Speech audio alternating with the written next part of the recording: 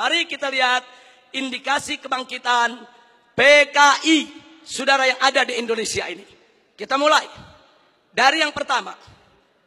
Kita semua sama tahu ada kelompok yang begitu ngotot menuntut pencabutan TAP MPRS nomor 25 tahun 1966. Kalau TAP MPRS ini dicabut, yang diuntungkan adalah keluarga besar PKI. Ini indikasi, saudara.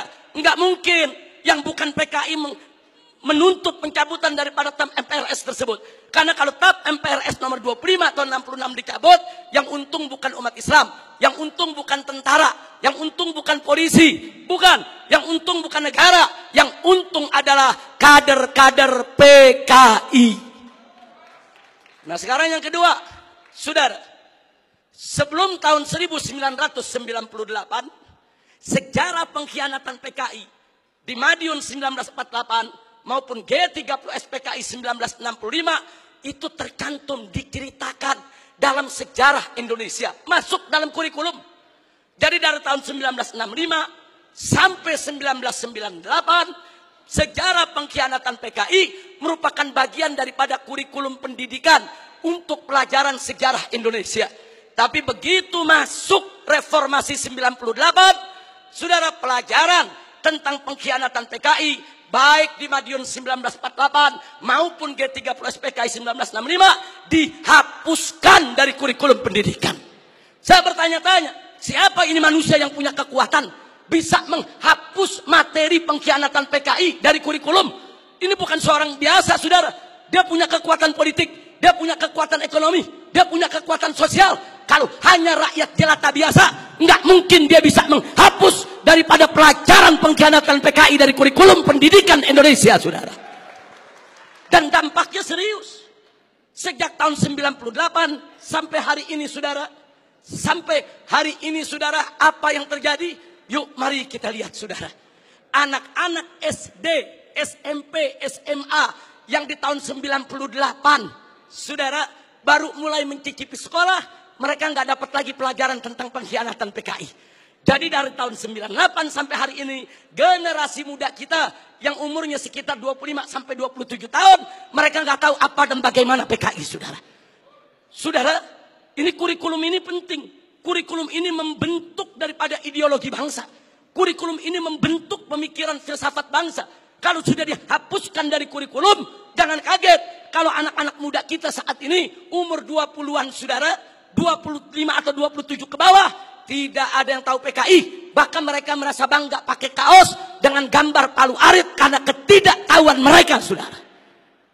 Sebelum tahun 98, saudara, televisi nasional khususnya TVRI setiap tanggal 30 September selalu memutar ulang film tentang pengkhianatan G30S PKI.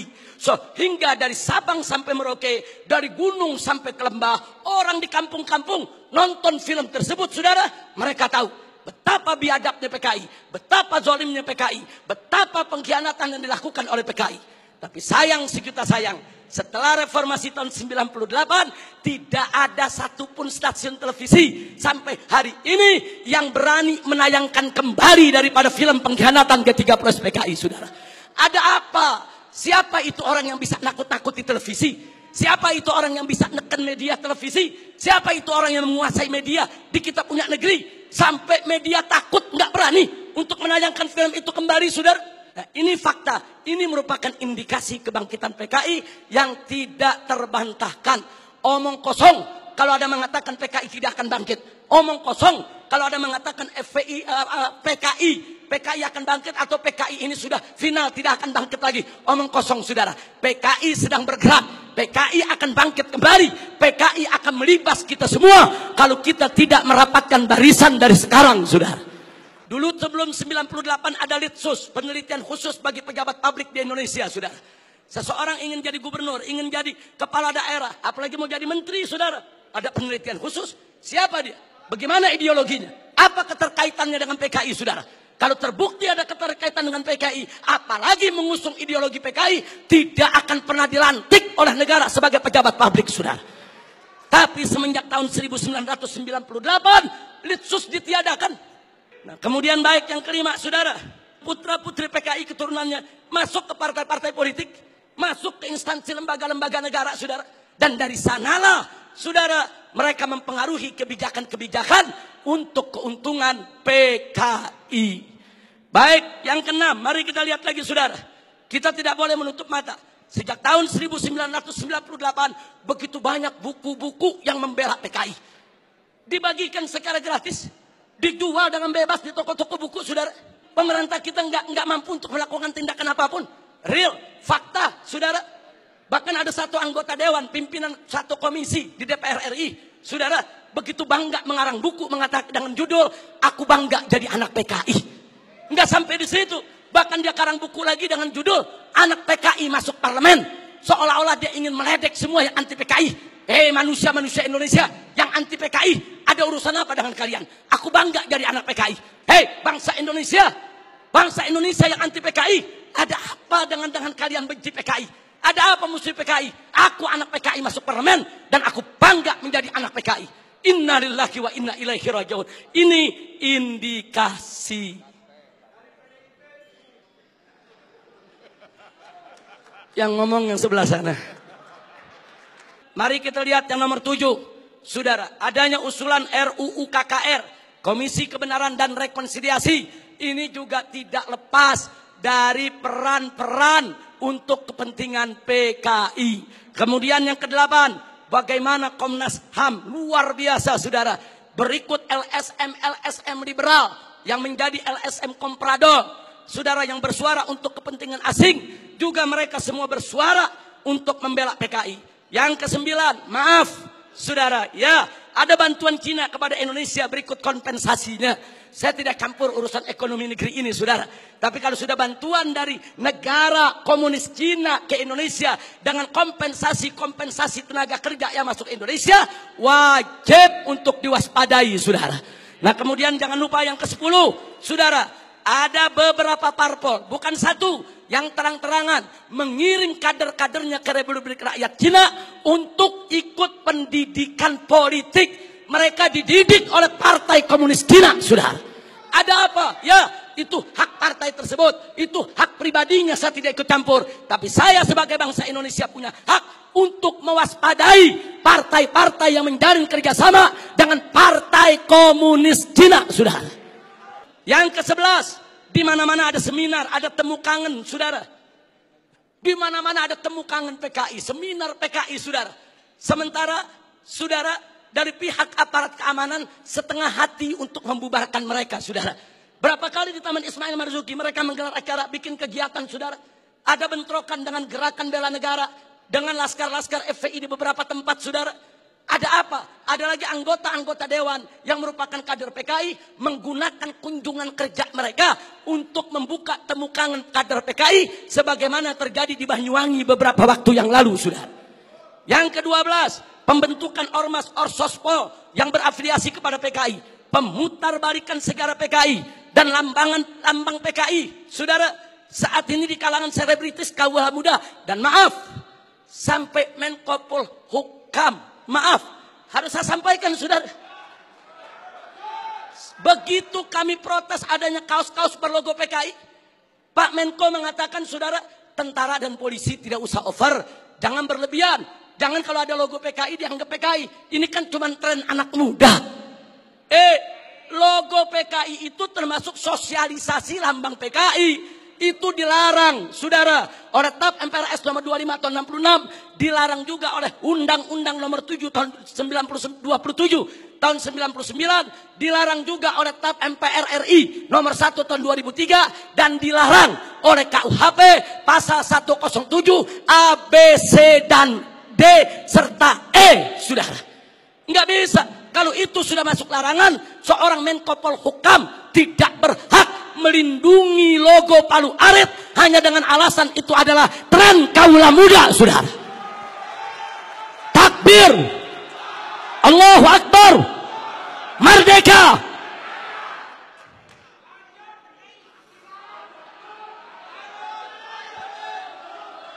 Baik, yang ke-15 saudara. Belum lama ini saudara ada usulan konyol. Penghapusan kolom agama dari KTP saudara.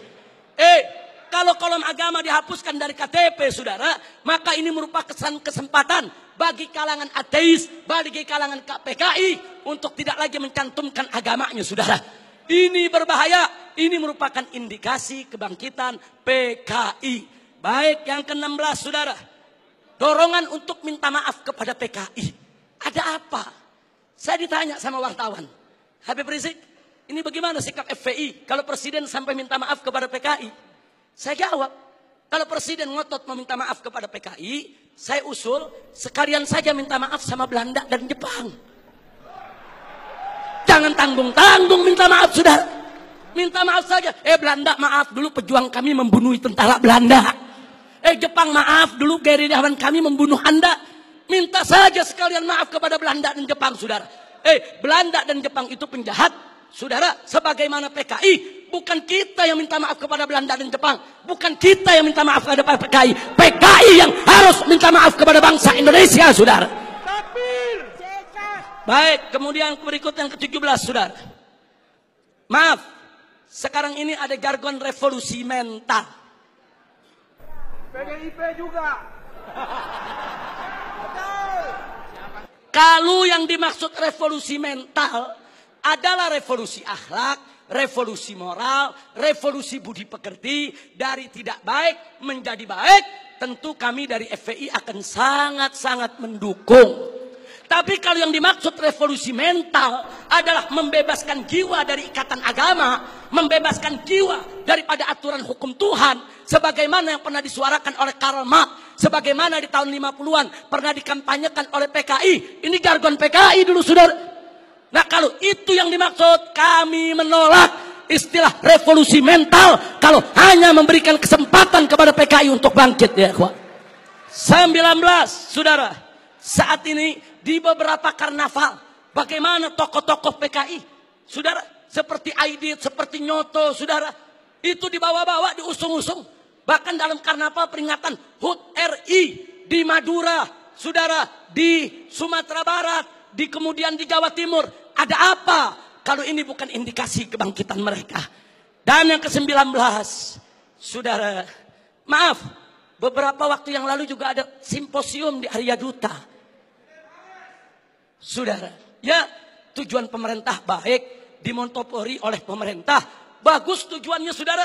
Tapi sayang, sejuta sayang saudara, ternyata simposium tersebut, saudara, hanya menguntungkan kader-kader PKI ketimbang kader-kader bangsa Indonesia sendiri, saudara.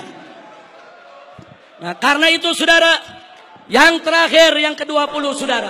Ada jenderal PKI. Yang terakhir, saya sedih, kecewa bercampur marah.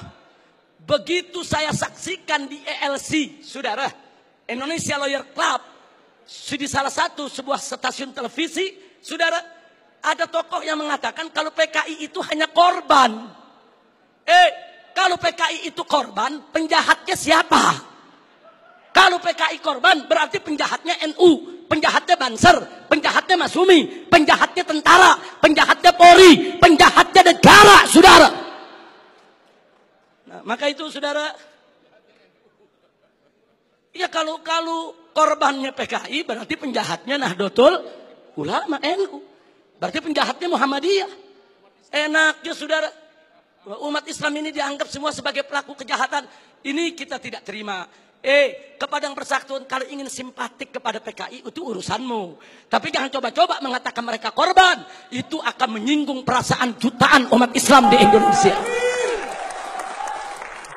Baik, saudara.